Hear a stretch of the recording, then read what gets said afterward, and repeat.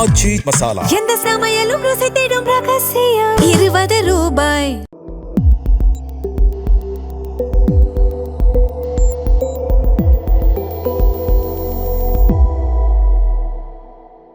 தமிழ் தடம் நேயர்களுக்கு வணக்கம். நம்மோடு உரையாட ஊடகவியலாளர் திரு கேப்ரியல் இணைந்திருக்காங்க. வாங்க பேசலாம். அதற்கு முன்பாக தொடர்ந்து தமிழ் தடம் சேனலுக்கு ஆதரவு கொடுங்க, அப்படியே சப்ஸ்கிரைப் பண்ணிடுங்க. வாங்க வீடியோக்குள்ள போகலாம். வணக்கம். வணக்கம். கஸ்டோடியல் டெத் நடந்திருக்கு. தாவேக ஆட்சியில் ஒரு எண்ணிக்கையை அவங்க தொடங்கியிருக்காங்க அப்படின்னு சொல்லலாம். ஏன்னா கடந்த ஆட்சிகளில் அதிமுக ஆட்சி, திமுக ஆட்சி, கடந்த ஆட்சிகளில் இந்த கஸ்டோடியல் டெத் அப்படின்றது ரொம்ப அனாவசியமாக நடக்கிறது அப்படின்றது பார்த்துருப்போம். இப்போ இந்த ஆட்சி தொடங்கி இப்போ தான் வந்திருக்காங்க. இவங்க கடந்த ஆட்சியில் நடந்த கஸ்டோடியல் டெத் பற்றிலாம் பேசியிருக்காங்க. ஸோ இவங்க ஆட்சி வந்த பிறகும் கஸ்டோடியல் டெத் அப்படின்றது நடக்க தொடங்கியிருக்கா அப்படின்ற ஒரு கேள்வியானது எழுந்திருக்கு. கன்னியாகுமரியில் சபரி வர்மன் அப்படின்ற ஒரு மாற்றுத்திறனாளி, அவர் ஒரு கடையை வச்சிருக்காரு. அந்த கடையில் குட்கா வித்தாங்க அப்படின்னு சொல்லிட்டு கைது பண்ணப்படுறாரு. 9ஆம் தேதி கைது பண்ணப்படுறாரு. 13ஆம் தேதி ஒரு சிறையில் நெஞ்சுவலி இறந்துடுறாரு அப்படின்ற செய்தி போகுது வீட்டுக்கு. ஸோ பிரேத பரிசோதனைகள் என்ன சொல்கிறாங்க அப்படின்னா, கிட்டத்தட்ட 19 இடங்களில் உடலில் காயம் இருக்குது அப்படின்னு சொல்கிறாங்க. 3 சிறை காவலர்களை சஸ்பெண்ட் பண்ணியிருக்காங்க. ஸோ எப்படி பார்க்குறீங்க இந்த இஷ்யூவை?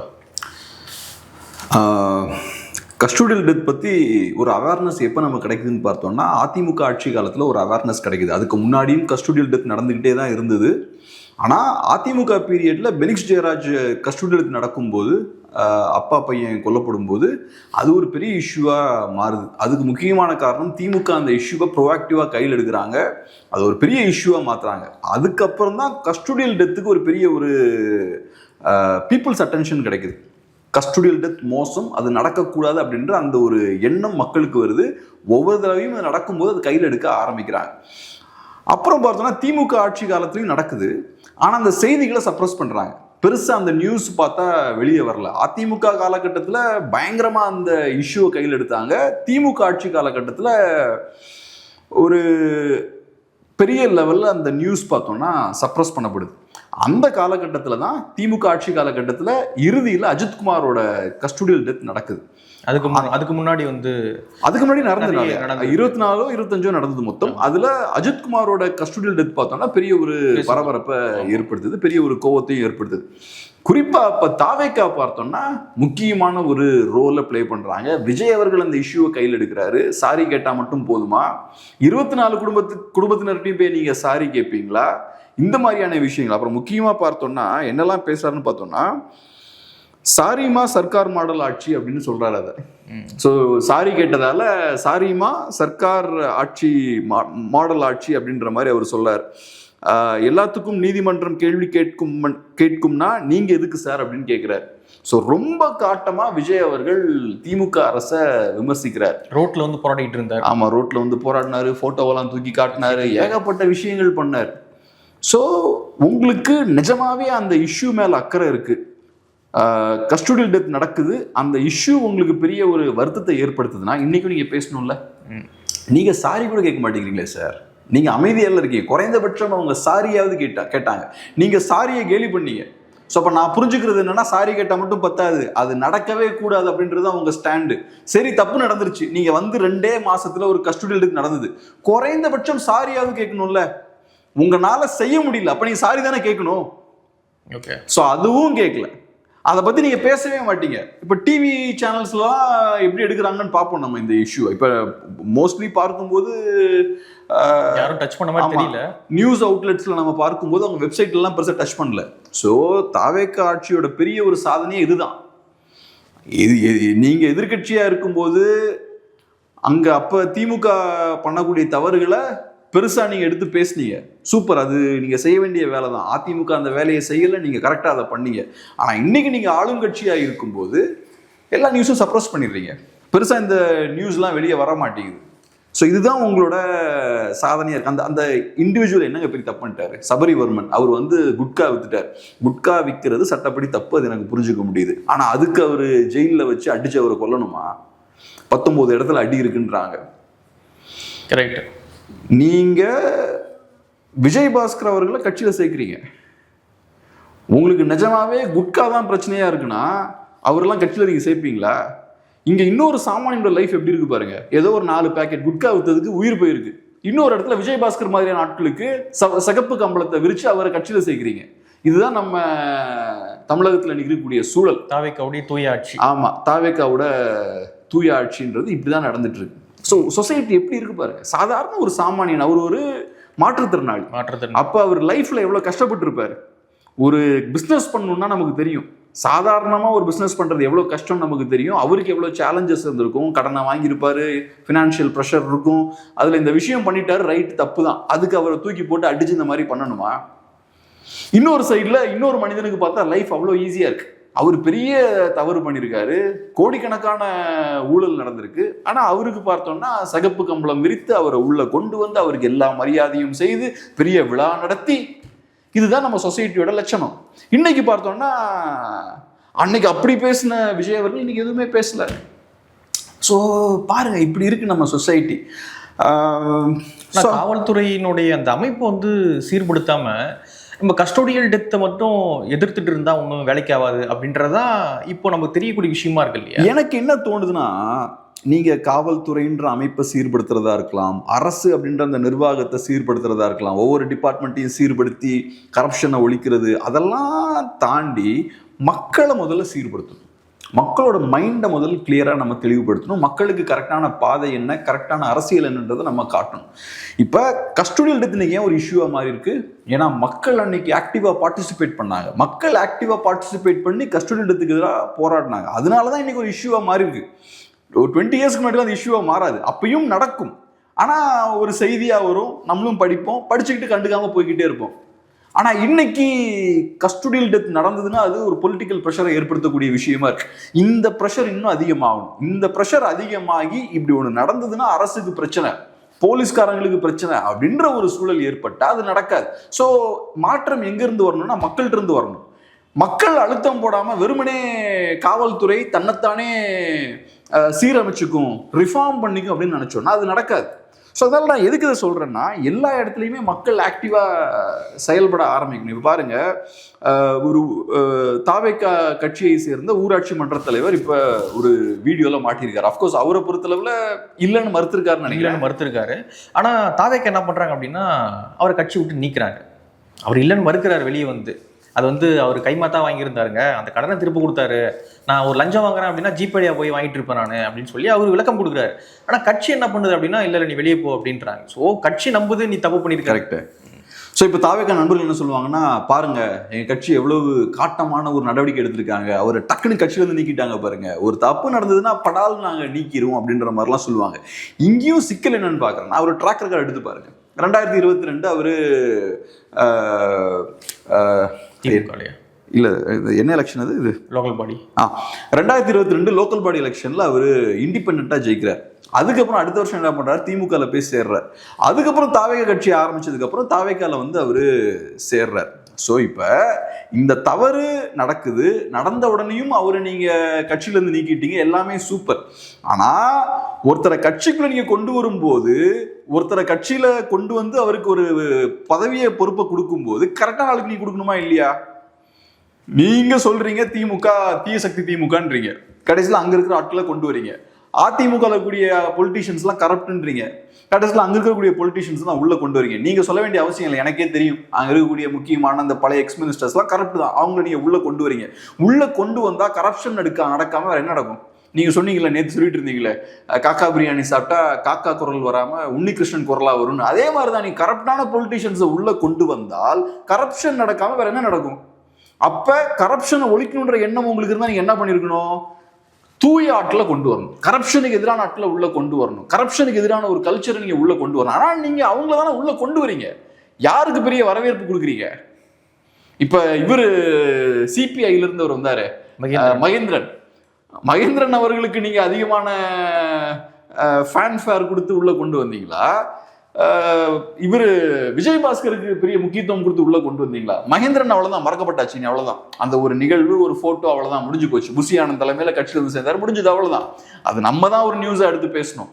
ஆனா இங்க இது பார்த்தோம்னா பெரிய ஆரவாரத்தோட எப்படி கொண்டு வந்தீங்க உள்ள. அப்ப நீங்க யாரை என்கரேஜ் பண்றீங்க? அங்கதான் இங்க சிக்கல் வருது. நீங்க உடனடியா இப்ப அவரை வெளியேற்றிட்டீங்கன்னா சூப்பர், ஆனா இது நடந்திருக்கவே கூடாதுல்ல.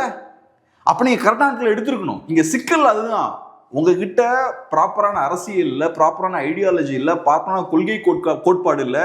இதெல்லாம் இல்லாத போது என்ன ஆகுது, தவறான ஆட்கள் நிறைய பேர் உள்ள வராங்க.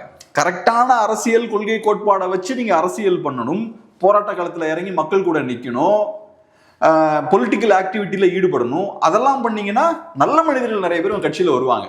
நல்ல அரசியல் நல்ல மனிதர்களை, நியாயமான மனிதர்களை, நல்ல எண்ணம் கொண்டவர்களை உள்ள கொண்டு வரும். ஆனா உங்களுக்கு அரசியல் செயல்பாடும் கிடையாது, அரசியல் கொள்கை கோட்பாடு ஒண்ணுமே கிடையாது. எல்லாம் ரசிகர்கள்ன்ற பேர்ல எல்லாம் உள்ள வராங்க. உள்ள வந்ததுக்கு அப்புறம் இப்ப என்ன ஆகுது, ஊழல் நடக்குது. அப்புறம் இன்னொரு சைட்ல பார்த்தா இப்ப இன்னைக்கு நியூஸ் பேப்பர்ல பாக்குறோம், கரூர் மாவட்டத்துல தாவேக்கா நிர்வாகி ஒருத்தர் 2 பெண்களை ஃபாலோ பண்ணி பைக்ல போறாரு. அந்த பெண்களுக்கு பாலியல் சீண்டல் கொடுத்திருக்காரு. அதுக்கப்புறம் அந்த மக்கள், ஊர் மக்கள் அவரை பிடிச்சி அடிச்சு தர்மடி கொடுத்திருக்காங்க. ஸோ அப்ப உங்ககிட்ட இருந்து சொசைட்டியை காப்பாத்துறதே பெரிய ஒரு தலைவலியா இருக்கு. இப்ப கரெக்டான ஒரு கட்சியா இருந்தா, நான் சொன்ன மாதிரி கொள்கை கோட்பாடு இதெல்லாம் வச்சு அரசியல் பண்ணி கரெக்டான ஆட்களை உள்ள கொண்டு வந்திருந்தா இவெல்லாம் உள்ளே வந்திருக்க மாட்டான்ல. இவனுக்கு என்ன சார் வேலை அவங்க கட்சியில? தூய சக்தி, தூய ஆட்சி கொடுக்கக்கூடிய தாவேக்கா கட்சியில இவங்களுக்குலாம் என்ன வேலை? இந்த மாதிரி பொறுக்கிங்களுக்குலாம் என்ன வேலை? அதான் உள்ள வந்தா தப்பிச்சுக்கலாம் நினைக்கிறாங்களா அப்படின்னு தெரியல. ஆமா, இது வாஷிங் மிஷினா தான் இருக்கு. எல்லா கிரிமினல்ஸும் உள்ள வர்றது, உள்ள வந்ததுக்கு அப்புறம் இவங்களுக்குலாம் இம்யூனிட்டி கிடைக்குது, இவங்களுக்கு வந்து அதுக்கப்புறம் ப்ரொடெக்ஷன் கிடைக்குது. இப்ப இவன மாதிரியான ஆட்களுக்கு நீங்க அதிகாரத்தை கொடுக்குறீங்கன்னா அவன் எம்பவர் தானே ஆவான். கரெக்டான ஆள்கையில் அதிகாரம் போச்சுன்னா நல்ல விஷயங்கள் நடக்கும், சொசைட்டி அதை எம்பவர் பண்ணும். கிரிமினல் கையில் அதிகாரம் கிடைச்சதுன்னா என்ன ஆகும்? அவன் கிரிமினல் எம்பவர் ஆவான், கிரிமினல் ஆக்டிவிட்டீஸ்ல ஈடுபடுவான், தைரியமா ஈடுபடுவான். என்ன எவனும் எதுவும் பண்ண முடியாது, என்னடா பண்ணுவீங்க என்ன அப்படின்னு தைரியமா இறங்குவான். அதுதான் இங்க நடந்திருக்கு. அதனாலதான் நம்ம தலையில அடிச்சு சொல்லிக்கிட்டே இருந்தோம் ஸ்டார்டிங்ல இருந்து, தயவு செய்து நல்ல அரசியல்வாதிகளை அடையாளம் காணுங்க, மக்களுக்காக யார் நிக்கிறாங்கன்றத பாருங்க, நல்ல இன்டென்ஷன் இருக்கான்றத பாருங்க, அவங்களுக்கு ஓட்டு போடுங்க. அதை விட்டுக்கிட்டு ஒரு நடிகரை பார்த்தா நல்லா டான்ஸ் ஆடினாரு பாடினாருன்னு ஓட்டு போட்டீங்கன்னா இப்படிதான் நடக்கும். ஸோ அதனாலதான் நம்ம கொள்கை கோட்பாடை பத்தி பேசுறது. ப்ரோ கொள்கை கோட்பாடுலாம் தேவையில்லை ப்ரோ, காலெல்லாம் மாறிடுச்சு ப்ரோ அப்படின்லாம் பேசினா உங்களுக்கு இவங்க தான் லீடர்ஸா வருவாங்க. இப்போ வந்து நிக்கிறானுங்க பாருங்க, ஒருத்தருக்கு என்னடான்னா அவரோட துறை என்னன்னு தெரியல ஒரு அமைச்சருக்கு, இன்னொருத்தர் என்னடான்னா மாத்திரை எடுத்து குழந்தைக்காக கிரஷ் பண்ணிட்டு இருந்தேன்றாரு. அப்புறம் நம்ம கிட்ட இந்த ப்ரோஸ்லாம் நம்மள கேலி பண்றது, அவுடேட் ஆயிட்டீங்க ப்ரோ. ஆமா, அவுடேட் ஆயிட்டீங்க ப்ரோ. ஓகே, அப்புறம் ப்ரோஸ் வந்து அப்புறம் நாளைக்கு இதெல்லாம் பார்க்கும்போது தான் தெரியும் இவங்களை நீங்க எப்படி டீல் பண்ண போறீங்க நாளைக்கு. ஓகே, இன்னொரு பக்கம் பார்த்தீங்கன்னா கம்யூனிஸ்ட் கட்சிகள் வந்து நட்சான்றிதழ்லாம் கொடுக்குறாங்க தாவேக்கா அரசுக்கு, சிறப்பாக செயல்பட்டு கொடுத்தா. இன்னைக்கு கூட வந்து சிபிஎம் சண்முகம் அவர்கள் சொல்லியிருக்காரு, அதெல்லாம் 100 கோடி லேண்டு மோசடிலாம் சொல்றீங்க, ஆனால் நடவடிக்கை வந்துச்சா இல்லையாங்க? நடவடிக்கை எப்படி வருது ஒரு இஷ்யூ நடந்த பிறகு அப்படின்றத நம்ம நடவடிக்கை எப்படி வருதுன்னா நம்ம எடுக்கிறோம், அந்த இஷ்யூவை கையில் எடுக்கிறோம், வேற வழி இல்லாம நடவடிக்கை வருது. அது சிபிஎம் இந்த இஷ்யூ எடுக்கல, மத்தவங்க எடுக்கிறாங்க. பிரஷர் போது நடவடிக்கை எடுக்கல, இல்லாட்டி எடுத்துக்க மாட்டாங்க. ஸோ ஒரு இஷ்யூ நடக்குது, நடவடிக்கை எடுக்கிறாங்களா இல்லையானா நம்ம பார்க்கணுமே தவிர சும்மா டார்கெட்டே பண்ணிட்டு இருக்க கூடாது அப்படின்னு சொல்லிட்டு சொல்றாங்க. ஒன்றும் பிரச்சனை கிடையாது, கரெக்டாக போயிட்டு இருக்கு கவர்மெண்ட் அப்படின்னு வந்து சொல்றாங்க. ஸோ இடதுசாரிகள் உட்பட எல்லாருமே வந்து கவர்மெண்ட்டுக்கு ஆதரவாக நின்றுகிட்டு இருக்கும் பொழுது எப்படி மக்கள் கிட்ட ஒரு தப்பு நடக்குது அப்படின்னா போய் சேரும்ன்ற ஒரு கேள்வி இருக்குல்ல. ஆமா, இடதுசாரிகளே இப்ப சர்டிபிகேட்லாம் கொடுத்தாச்சு. இந்த ஃபுட் ப்ராடக்ட்டுக்கெல்லாம் சான்றிதழ் கொடுப்பாங்கல்ல, இது குவாலிட்டியான ப்ராடக்ட் தான், அந்த மாதிரி இடதுசாரிகள் சர்டிஃபிகேட் கொடுத்தாச்சு. இடதுசாரிகள் எப்போவுமே இந்த சர்டிஃபிகேட் கொடுக்கறதுல தான் திறமையான ஆட்கள். ஏன்னா மக்கள் பார்வையில் இடதுசாரிகள்னா கரப்ஷன் அங்கே இருக்காது, கிளீன் ஹேண்ட்ஸ் இருக்கும் அப்படின்ற ஒரு பார்வை உண்டு. ஸோ அந்த வகையில் அந்த கிரெடிபிலிட்டியை யூஸ் பண்ணி ஒரு சர்டிஃபிகேட்டை அவங்க கொடுக்குறாங்க. இது இடதுசாரிகளோட வேலை இல்லை. ஒரு கம்யூனிஸ்ட் பார்ட்டியோட வேலை இங்கே இருக்கக்கூடிய கவர்மெண்ட்டுக்கு சர்டிஃபிகேட் கொடுக்குற வேலை கிடையாது. கவர்மெண்ட்டை எதிர்த்து போராடுறது தான் கம்யூனிஸ்ட் பார்ட்டியோட வேலை. ஒரு முதலாளித்துவ அரசு இங்கே நடந்துட்டு இருக்கு, அதை வெளியே இருந்து ஆதரிக்கிறீங்க, நல்லது. அப்புறம் எதுக்கு உட்காந்து சர்டிஃபிகேட் கொடுத்துட்டு இருக்கீங்க? அதுக்கு தான் தொழிலாளர்கள்லாம் சேர்ந்து கம்யூனிஸ்ட் பார்ட்டிஸ் எல்லாம் உருவாக்குனாங்களா? அதுக்கு தான் மார்க்ஸ் வந்து அந்த தொழிலாளர்களுக்கான அந்த தத்துவத்தை உருவாக்குனாரா? உட்காந்து நீங்கள் சர்டிஃபிகேட் கொடுத்துட்டு இருக்கீங்க. இது இப்போ மட்டும் இல்லை, திமுக ஆட்சி காலகட்டத்தில் இதெல்லாம் பண்ணாங்க, சர்டிஃபிகேட் தான் கொடுத்துட்டு இருந்தாங்க. சர்டிஃபிகேட் கொடுக்குறது ஒன்று, பிரச்சனை வரும்போது அதை பற்றி பேசாமல் இருக்கிறது, அதை தவிர்த்துறது. அரசுக்கு எதிராக போராட்டங்கள் நடத்தணும். அரசுன்ற இன்ஸ்டிடியூஷனால என்னைக்குமே எல்லா மக்களுக்கும் சாதகமான ஒரு அரசாக இருக்க முடியாது. கண்டிப்பாக ஒரு அரசு இருக்குன்னா நிறைய பேர் பாதிக்கப்படுவாங்க, அது யதார்த்தமான விஷயம். உங்கள் வேலை பாதிக்கப்படுற மக்கள் பக்கம் நின்று அந்த மக்களுக்கான போராட்டங்களை நடத்துவது தான் உங்க வேலை. ஆனா நீங்க என்ன பண்றீங்க, சர்டிஃபிகேட்லாம் கொடுத்துட்டு இருக்கீங்க. அது காரணம் என்னன்னா, இப்ப தோழர்களுக்கும் பதவி ஆசை, அதிகார ஆசை எல்லாம் வர ஆரம்பிச்சிருச்சு. நம்ம நேத்து தான் சிபிஐ பத்தி பேசணும். சிபிஐ வந்து உள்ளாட்சி தேர்தலை தனியா எதிர்கொள்ள போறோம் அப்படின்ற மாதிரி அவங்க வீரபாண்டியன் அவர்கள் சொல்றாரு. அதை நம்ம ரொம்ப சீரியஸாக எடுத்து நம்ம பேசிகிட்டு இருந்தோம். அதுக்கு பின்னாடி இந்த மாதிரியான அரசியல் இருக்கும், அந்த மாதிரியான நகர்வு இருக்கும். இன்ஃபேக்ட் நம்ம ஃபின்லாண்ட் எக்ஸாம்பிள்லாம் சொன்னோம். செகண்ட் வேர்ல்டு வாருக்கு அப்புறம் ஃபின்லாண்ட் எப்படி நியூட்ரலாக இருந்தது, அந்த மாதிரியான ஒரு இடத்துக்கு இப்போ சிபிஐ வந்திருக்காங்கன்னு இப்போ பார்த்தா நமக்கு தெரியுது. எதை நோக்கி காய்கள் நகர்த்துறாங்கன்றது இப்போ நமக்கு புரியுது. இப்போ நியூஸில் பாருங்கள், தாவேகா தலைமையிலான அரசில் இந்திய கம்யூனிஸ்ட் அமைச்சர் பதவியை வாங்கும் சூழல் வரும். அப்போது தளி தொகுதி எம்எல்ஏ ராமச்சந்திரன் அமைச்சராகலாம். அதற்கான காலம் நெருங்குகிறது. ஸோ இப்போ நம்ம இது ரெண்டையுமே கனெக்ட் பண்ணி பார்க்கணும். ஒரு சைடில் அவங்க தாவேக்காவுக்கு குடைச்சல் கொடுத்துட்டு இருக்காங்க, இன்னொரு சைடில் அமைச்சர் பதவிக்கு அடி போட்டுட்டு இருக்காங்க. ஸோ இப்போ அவங்க கொடுக்கக்கூடிய அழுத்தம்லாம் மக்களுக்காக கிடையாது, சொசைட்டியை டெவலப் பண்ணுன்றதுக்காக கிடையாது, அரசை கண்டிக்கணுன்றதுக்காக கிடையாது, அழுத்தம் போட்டு வேற ஒன்று வாங்குறதுக்கு தான். வேற எதுவுமே கிடையாது. இதில் வேற என்ன இருக்கு? இப்போ நீங்கள் ஒரு ஸ்டாண்ட் எடுக்கிறீங்க, நாங்கள் வெளியே இருந்தால் ஆதரிப்போன்ற ஸ்டாண்ட் எடுக்கிறீங்க. அது எதுக்கு அந்த ஸ்டாண்ட் எடுக்கிறீங்க? எங்களால் முழுமையாக அரசு ஆதரிக்க முடியாது. அன்னைக்கு உங்களோட வாதம் என்னவா இருந்ததுன்னா, அது ஒரு பிரின்சிபல் ஸ்டாண்ட். நாங்கள் வெளியே இருந்து தான் ஆதரிப்போம். இடதுசாரிகளுக்கு அந்த மாதிரியான ட்ரெடிஷன் இருக்கு. குறிப்பாக சிபிஐஎம்க்கு அந்த ஒரு ஹிஸ்ட்ரி இருக்கு. சிபிஐக்குமே 90% அந்த மாதிரியான ஒரு ஹிஸ்ட்ரி இருக்கு. வெளியே இருந்து தான் ஆதரிப்போம். ஏன்னா நாளைக்கு இந்த கவர்மெண்ட் பண்ணக்கூடிய தவறுகளுக்குலாம் நாங்கள் ரெஸ்பான்சிபிளாக இருக்க முடியாது. கவர்மெண்ட்ல ஒரு பார்ட்டாக மாறிட்டோம்னா we will also be held responsible. அந்த சூழல் ஏற்படக்கூடாது. ஸோ இது ஒரு பிரின்சிபிள் ஸ்டாண்ட். அப்போ இன்னைக்கு எதுக்கு இந்த அமைச்சர் பதவிக்கு அடி போடுறீங்க? அப்போ பிரின்சிபிள்ஸ்லாம் தூக்கி குப்பத்தொட்டில் எரிஞ்சிட்டிங்களா? இப்போ அதே பிரின்சிபிள்ஸ் படி செயல்படக்கூடிய ஒரு கட்சியாக நீங்கள் இருந்தீங்கன்னா இந்த பேச்சு வந்திருக்க கூடாதுல்ல. திமுகவுடைய இன்ஃப்ளூயன்ஸும் சிபிஎம்குள்ள இருக்கு அப்படின்ற செய்தி எல்லாம் கூட இப்போ வருது. இது செய்தி தானா? உங்களுக்கு இப்பதான் தெரியுமா அந்த இன்ஃப்ளூயன்ஸ் இருக்குன்னு? 5 வருஷமா நம்ம பேசிட்டு இருக்கோமே. விசிகேல இருக்கு, ஐயுஎம்எல்ல இருக்கு. இந்த கட்சிகள் எல்லாத்துலயுமே இப்ப சிபிஐ இருக்குன்னா சிபிஐ ஆதரவு அணி இருக்கும், திமுக அணி. அப்புறம் திமுக அணி ஒண்ணு இருக்கும். திமுகவை ஆதரிக்கிறதுக்கு இந்த கட்சிகளுக்குள்ள கொஞ்சம் ஆட்கள் இருப்பாங்க. அதே மாதிரி விசிகே தலைமை கட்டுப்பட்டு கொஞ்சம் பேர் இருப்பாங்க. இது கம்யூனிஸ்டுகளுக்கும் பொருந்தும், விசிகேவுக்கும் பொருந்தும், சிபிஐஎம் எல்லாருக்குமே பொருந்தும். இது ஒன்றும் புதுசு இல்லை, காங்கிரஸுக்கும் பொருந்தும்.